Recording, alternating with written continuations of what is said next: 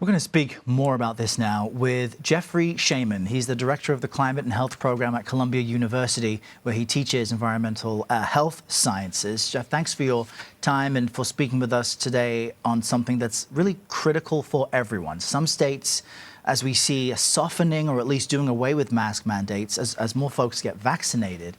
But tell us about what you're finding through your model, which your team created, which projects the consequences of lifting restrictions too quickly. Yeah, the problem is that we're right now in a race. We're in a race between the virus and the vaccine. Even though viral cases, confirmed cases are dropping, hospitalizations are dropping, and hopefully deaths will start to drop on a national scale too soon. Right now, it's a race. And what we want to do is we want to get as much inoculant and much of the vaccine in as many people's arms as possible prior to them actually encountering the virus.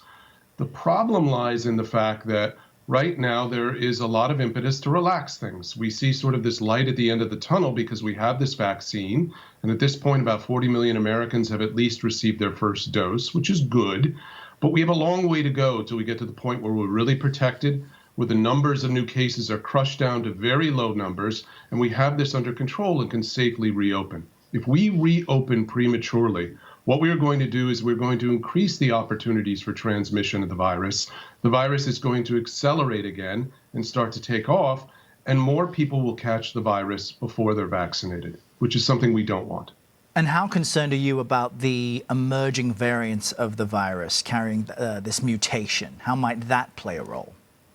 Well, that actually is an additional complicating factor. So the evidence is fairly strong that the UK variant, which is in the United States and is doubling in number, estimates are right now, about every 10 days relative to the total number of infections out there, that it's more transmissible, that it's going to be harder to control.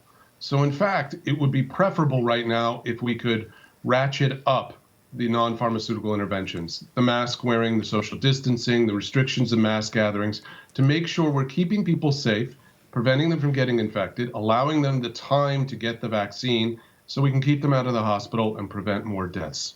Now, what do you make of new cases actually decreasing in many states across the country? What can we attribute that to if you're warning that an uptick could be around the corner?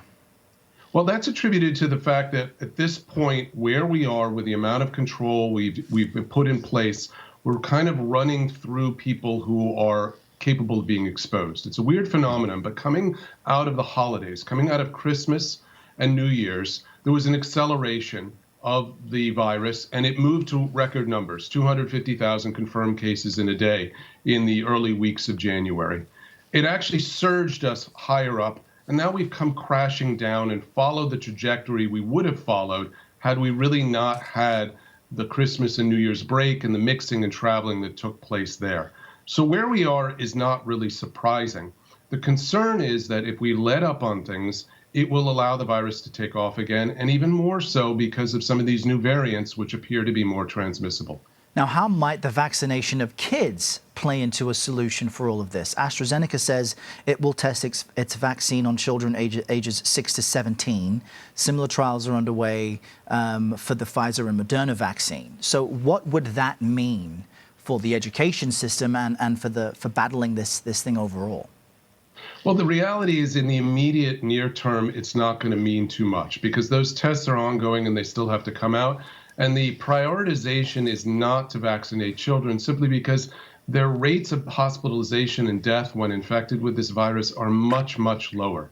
This disease really affects people who are elderly and people with chronic conditions disproportionately. Older Americans are at risk.